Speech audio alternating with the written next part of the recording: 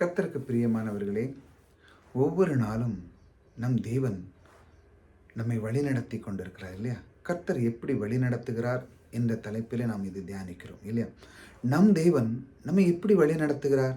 அவர் வார்த்தை கொண்டு என்னை எந்த அளவுக்கு அவர் உயர்த்துகிறார். நீங்கள் போன இதில் நீங்கள் எவ்வளோ கஷ்டத்தில் இருப்பீங்க, கொஞ்சம் முன்னுள்ள காலத்தில் நீங்கள் இருந்திருப்பீங்க. ஆனாலும் பாருங்கள், தேவன் அவர் உங்களை வழிநடத்தி இந்த நாளில் நீங்கள் உங்களை கொண்டு அழகான வாழ்க்கை கொடுத்திருக்கிறார் என்றால் அவருடைய விருப்பமும் சித்தம் இருக்கிறதுனால தான் இன்று நீங்கள் இந்த பூமியிலே இன்னும் அவருடைய அன்பை நீங்கள் ருசித்து பார்த்து கொண்டிருக்கிறீர்கள் இல்லவா? ஆகையால் ஒவ்வொரு நாளும் கர்த்தர் எப்படி வழி நடத்துகிறார் பாருங்க. அவர் சில வார்த்தைகளை உங்கள் உள்ளத்திலே விதைக்கிறார். வார்த்தை விதைக்கும் பொழுது அது விதை வடிவில் என்ன செய்கிறதுனா அது மரமாகி காயாகி ரொம்ப அற்புதமான ஒரு சூளையாக உங்களுடைய வாழ்க்கையிலே அது மாறும். எப்படி தேவனுடைய வார்த்தை உங்களுடைய உள்ளத்திலே விதைக்கும் பொழுது, வார்த்தை என்பது அது ஒரு விதை போல தேவன் செயல்படுகிறார். அந்த விதை எப்படி ஒரு விவசாயி எப்படி தன்னுடைய நிலத்திலே போட்டு அதை எப்படி பெருக்கிறானோ அதே போல உங்களுடைய வாழ்க்கையிலும் குறைவே இருக்காது. தேவன் அதைத்தான் கற்றுக் கொடுக்கிறார். அவர் சொல்லுகிறார், நான் உனக்கு குறைவில்லாத ஒரு வாழ்க்கை வைத்திருக்கிறேன் என்று சொல்லி. பாருங்கள், நிறைய பேருக்கு எங்கெங்க குறை இல்லாமல் இருக்குது. எனக்கு பணம் இல்லாத பற்றாக்குறை இருக்க தான் செய்யுது. எங்களுக்கு என்ன குறைவே இல்லைன்னு சொல்கிறீங்களா? குறைகள் ஏகப்பட்ட இருக்குன்னு நீங்கள் சொல்கிறீங்க, அது எனக்கு புரியுது. ஆனாலும் தேவன் உங்களுடைய வாழ்க்கையிலே பொருளாதாரத்திலே முன்னேறதுக்கு சில வழிமுறைகளை வைத்திருக்கிறார் பாருங்கள். தேவன் இந்த பூமியில் சில பிரமாணத்தின் அடிப்படையில் இயங்கி கொண்டிருக்கிறது. ஆகையால் நீங்கள் நினைக்கலாம் தேவன் தான் எல்லாம் செய்கிறாரு வாங்குது, அப்படி இல்லை. தேவன் ஏற்கனவே எல்லாம் செய்து முடித்து விட்டார். இப்பொழுது அவருடைய பிரமாணத்தின் அடிப்படையில் தான் இயங்கிறது. ஒரு மனிதன் அதன் பிரமாணத்தின் அடிப்படையில் அவன் கண்டு கொண்டு விட்டான் என்றால் அவனுக்கு பின்தொடர்ந்து எந்த ஒரு அசுத்தாவி எது வந்தாலும் அது அவனை ஒன்றும் செய்யாது.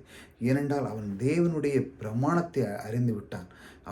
அதுதான் என்ன, ஒருவனுடைய பொருளாதாரத்தில் முன்னேற வேண்டும் என்றால் தேவன் சொல்லுகிறார், நீ விதைப்பு அறுப்பதை கற்றுக்கொள். விதைப்பு அறுப்புங்கிறது விதைக்க மட்டும் கிடையாது, விதைத்தாலே அவனுக்கு அறுவடை உண்டுன்னு அர்த்தம். விவசாயி பாருங்க, தன்னுடைய நிலத்தில் விதைக்கான், மறுபடியும் அந்தாலும் அப்படியே பொட்டான் தான் இல்லை, திரும்ப அதை அறுத்து கொண்டு வரான். ஆகையால் ஒவ்வொரு நாளும் இந்த மாதிரி வார்த்தைகளை நீங்கள் கேட்கணும். விதைக்கும் பொழுது தேவன் அறுவடை தருகிறவர். ஆகையால் நீங்கள் உங்களுடைய எண்ணம் எப்படி இருக்க வேண்டும் நான் சொல்கிறேன். உங்களுடைய எண்ணத்தில் நீங்கள் பணத்தை, இப்போ நான் செய்கிற இந்த ஊழியத்துக்கு நீங்கள் உதவும் பொழுது உங்களுடைய எண்ணம் எப்படி இருக்கணும்?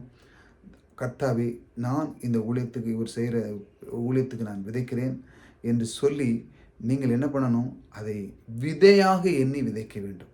நான் கர்த்தருக்கு விதைக்கிறேன், இந்த சத்தியத்தை அறிந்திருக்கிறேன், இந்த சத்தியம் என்னை விடுதலை ஆக்கிவினது, என்னுடைய வாழ்க்கையினுடைய திறனை மாற்றி போட்டது, எனக்கு பொருளாதாரத்தில் பின்தங்கி இருந்தேன். ஆனால் தேவன் சொல்கிறார், கொஞ்சத்திலே நான் உன்னை உயர்த்தப் போகிறேன், உன்னுடைய வாழ்க்கை திறனை மாற்றப் போகிறேன் என்று சொன்ன அந்த கர்த்தருக்கு நான் இந்த நாள் முதல் கொண்டு இவர் செய்கிற ஊழியத்துக்கு நான் உதவ போகிறேன் என்று சொல்லி நீங்கள் அதை செய்யும் பொழுது என்ன நடக்குன்னா, உடனே தேவனுடைய பிரமாணம் செயல்பட ஆரம்பித்து உங்களுடைய வாழ்க்கையிலே பெருக்கத்தை மலர்ச்சியாய் கொண்டு வந்து உங்களுக்கு தேவையான அனைத்தும் அவர் தருகிறவர் உங்களுக்குள்ளே இருக்கிறார்.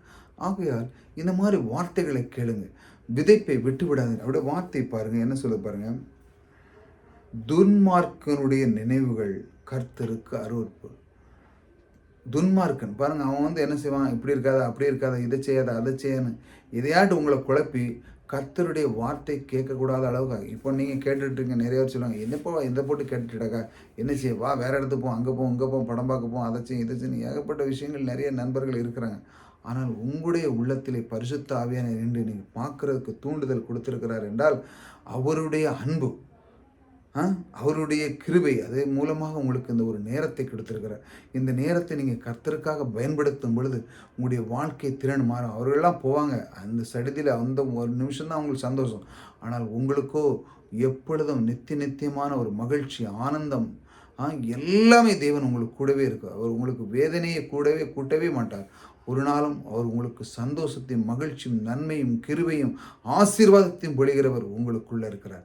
இப்படி அவர் சொல்கிறார். துன்மார்க்கன்லாம் அவர் அருவருக்கிறார், நல்ல விஷயங்களை அவர் ஏற்றுக்கொள்கிறார். பாருங்கள், சுத்தவான்களுடைய வார்த்தைகளோ இன்பமான வார்த்தை. இப்போ நான் பேசுகிறேன், இந்த வார்த்தை உங்களுக்கு உள்ளத்தில் எப்படி இன்பமாக இருக்கே இல்லையா? அதே போல தான் உங்களுடைய வாழ்க்கையில் நீங்கள் இன்பமாக நீங்கள் இருக்க வேண்டும் என்றால் தேவனுடைய வார்த்தை பற்றி கொள்ளுங்கள். தேவன் சொல்லுகிற அந்த பிரமாணத்தின் அடிப்படை போங்க. விதைப்பை விட்டு விடாதீர்கள். கண்டிப்பாக உங்களுக்கு அறுவடை உண்டு. எந்த அளவில் நீங்கள் அழைக்கிறீர்களோ அந்த அளவு உங்களுக்கு அளக்கப்படும் என்று சொன்ன அந்த வார்த்தை பிரகாரம், அந்த பிரமாணத்தின் அடிப்படையில் நீங்கள் செய்கிற எல்லா ஒவ்வொன்றும் அது உங்களுக்கு தேவன் சொல்லுகிறார், அது கொஞ்சத்தில் இல்லை, நான் உனக்கு 1000 மடங்கு பெருக்கத்தை தருவேன் என்று அவர் வாக்கு கொடுக்கிறார். ஆகையால் நீங்கள் இதை பற்றி சோர்ந்து போகாதீர்கள்.